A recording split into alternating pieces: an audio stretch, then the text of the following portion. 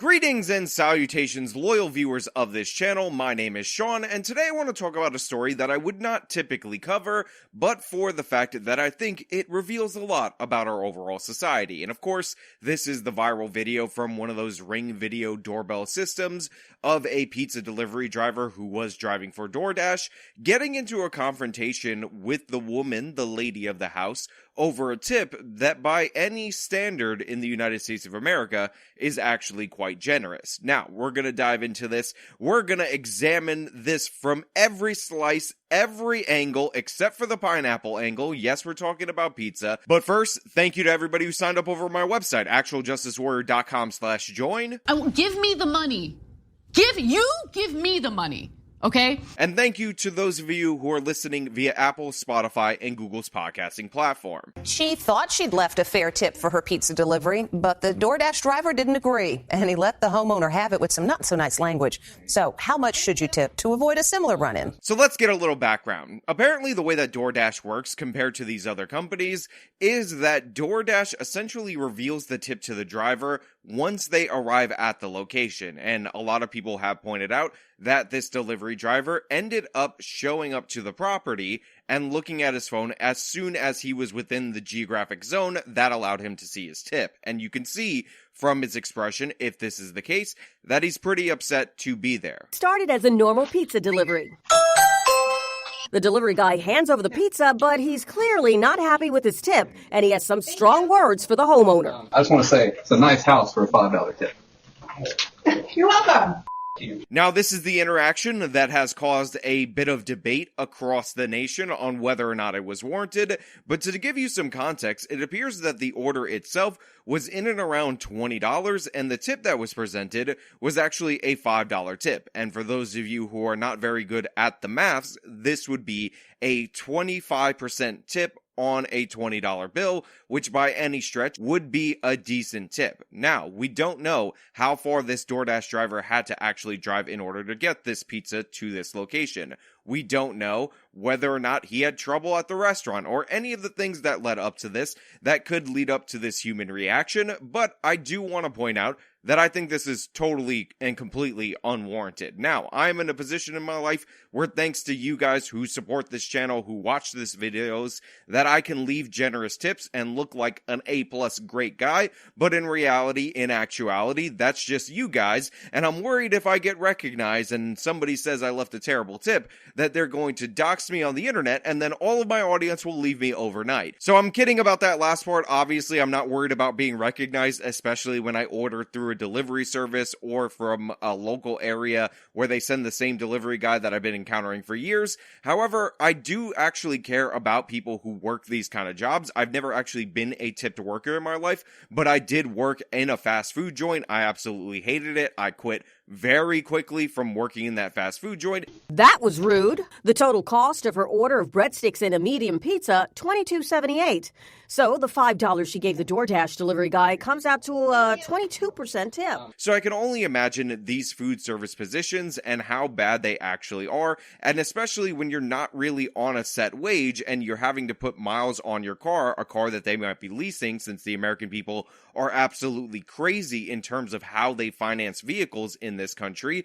And I get all of those factors with gas, high cost of living, could allow somebody like this to be very upset about the situation that he was found in. That being said, I think it's wildly inappropriate the way that he acted. I have to be clear about that. There's no ambiguity about it. He says something really snarky. If you've ever heard the phrase, you catch more flies with honey than you do with whatever poison, I apparently I haven't heard the phrase, then this was clearly and obviously not applied here, and a lot of people have speculated that maybe this was done because he was expecting a cash tip at the place, which, by the way, is something that you can do for these people who work through here, because honestly, I don't trust the idea that Uber or DoorDash or any of these companies are actually delivering this. On top of that, I don't know if you guys are aware of this, but if you gave somebody cash and theoretically they happen to forget to report that cash tip to the IRS, then it would be much easier for them to not be taxed on that cash. Now, I, of course, would never advise you to do anything like that.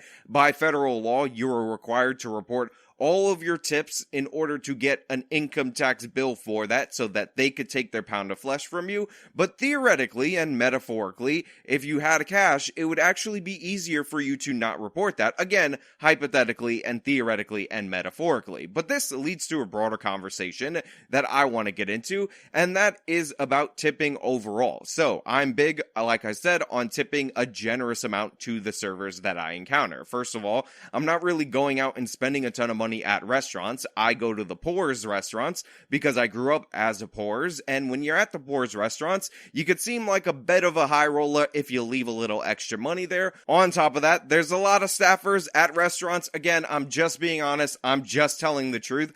That happen to be Hispanic. I'm Hispanic. My lady's Hispanic. She speaks Spanish, and oftentimes she's able to work out a couple of extra perks just by being friendly to those people. And because I want to reward them for being kind, maybe bringing us an extra dessert, any of the other shenanigans that I'd be getting away with at the restaurant because my lady has command over the Spanish language, I want that to be represented. So I'm a big believer in tipping generously. I'm a big believer in when you go out to the restaurant, you keep the tip amount in cash, so that way you can leave it in case, something happens and they forget to report it to the IRS for taxation. But that being said, tipping is totally out of control in this country. Tipping is completely ridiculous because what we're seeing now is regular places that you go to eat. When you go to purchase it at the counter, there is no service rendered, and all of a sudden, there's a tip counter being put forward in front of your face that looks like this. Yeah, I'm not about that, and I'm especially not about that when it says in big bold letters, 20, 22%, and 25% as the starting point when I'm in a Dunkin' Donuts, and all you did was grab a donut from behind you and hand it to me and didn't even warm it up. I don't think you deserve a 25% tip with that, and again, I'm not saying you're not working hard, but you are in a salaried position, and I don't like this conflation between salaried positions or waged positions that are paying the federal minimum wage or your state's minimum wage, and the positions that are actually dependent on tips, where people actually provide service to you, that are getting mixed in with there. On top of that, in a lot of these instances, when you're paying with your card, and I know this because I had a relative that worked in the food service industry, those tips often get garnished, especially there, because the employer will often make the case that, oh, well, since you're being paid hourly, that's just something that happens to show up on the POS system, and if they happen to give it, you're being paid hourly, so don't worry about it. Don't even acknowledge that it's there. That's your problem. I'm gonna take that money, you sucker. Bare minimum for delivery, you want to be tipping anywhere from 10 to 15%.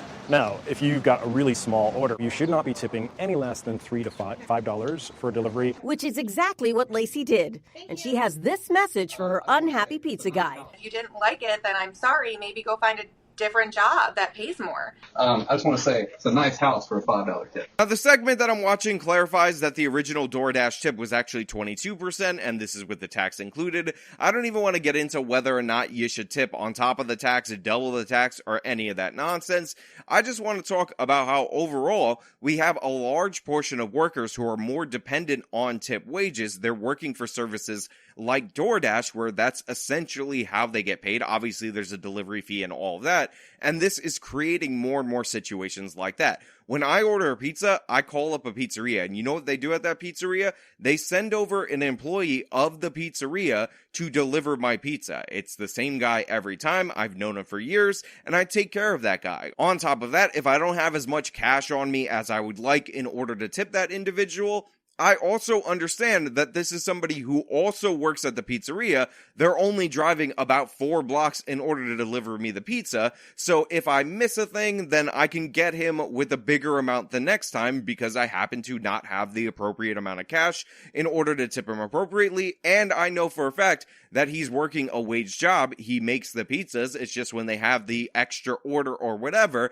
that's when he goes out and does the delivery. But the thing is, with these DoorDash people, and to give a little bit of sympathy to this guy, they're not employees. They're risking their own car. They're acting as contractors. Oftentimes, they're promised really big by companies like DoorDash. But if you look at the turnover rate for these companies, it's an absolute disaster, and these people end up leaving for a reason. And the fact of the matter is, if you're a person who is looking at this as an option, you need to understand that driving a vehicle is not a unique skill or anything like that. So the market is oversaturated with these kind of workers. The job is not that difficult to do. And all you're really doing is shifting to a company, a tech company, the job that used to be of a person that was doing deliveries out of that restaurant before. And it may or may not be cheaper for the restaurant. If you look at the menu on Uber Eats versus the menu that you actually see in person, you'll see that the prices are significantly higher in order to compensate for the fees. And overall, I think it's kind of disastrous, this system, and I think it's a terrible financial decision to order food in this way. And this is going to be my TED Talk on the topic that you could take home with you. I think for restaurants that didn't offer delivery service, DoorDash, Uber Eats, all these things are absolutely great. Even for fast food places, as long as you're willing to well overpay for the fast food to be delivered to you. Also, good thing, because you don't want to get out and go get the food. But when we're talking about pizzerias, when we're talking about mom and pop places that used to have their kid do the driving or somebody else, I think it's a disaster. I think it creates situations like this. And while this story is a very interesting entry point for this conversation, it is very important for us to acknowledge the reality that we're only paying attention to this mild dispute because it was caught on video and it happened to go viral. The people that are trying to figure out who this person is go after him. They already got him fired from the job, although I think the woman might have gotten him fired for the job because of the way that he acted. And by the way, that is deservedly so. Need to stop there. You don't have to actually go after and ruin this guy's life, make him unemployable in the future. We don't know what was happening that day. We don't know how dependent he was on this, and we don't know anything about him other than the fact that in this moment he felt entitled, said something stupid, and again, but for the video doorbell system, we would not have heard it. This would have been a regular interaction. It would have been a story that lady told her friends. It doesn't actually need to be national news. Everybody should leave this guy alone.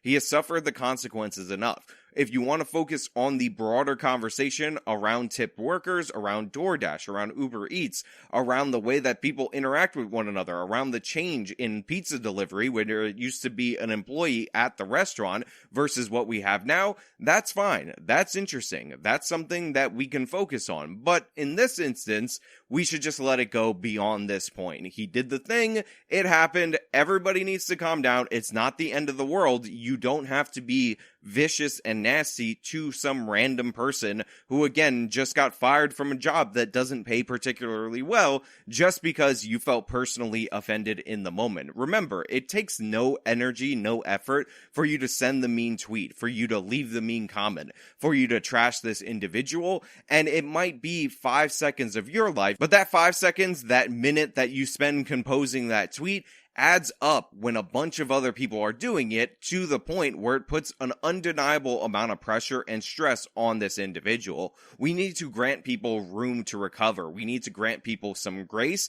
We need to understand that somebody in their worst moment, acting in their poorest state, or in this case, just kind of an average poor state moment, is not a reflection of who they are overall as a person and should not be a forever condemnation of this person. I remember back when there was an incident at Chick-fil-A when they first were found to have an owner that donated to anti-LGBTQ XXIIP causes, and people tried to cancel the owner, and there was a whole thing about it. And then one guy who was like an engineer went through the drive-thru and wanted water, and he said he was taking this water so he could take money from Chick-fil-A, and he filmed himself doing this because he wanted to cost the anti-gay company money. And all of a sudden, the mob turned on that guy specifically because even though he had the appropriate righteous opinions, even though he was super pro LGBT, I think it was just gays back then, even though he was super pro gay marriage to the point where he wanted to stand up for it, In reality, he was taking water, filming a drive-thru employee, and then bragging about it,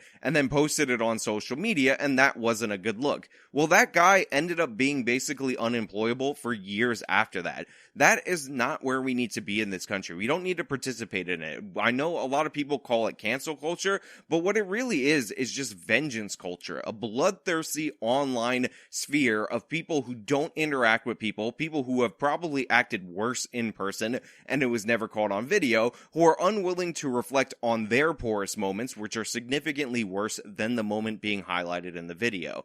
But hey, those are just my thoughts. Let me know your thoughts down in the comments below. If you liked the video, show them by leaving a like. Subscribe for more content. Follow me on all my social media. Support me via the support links in the description of this video. This has been me talking about the pizza tip thing.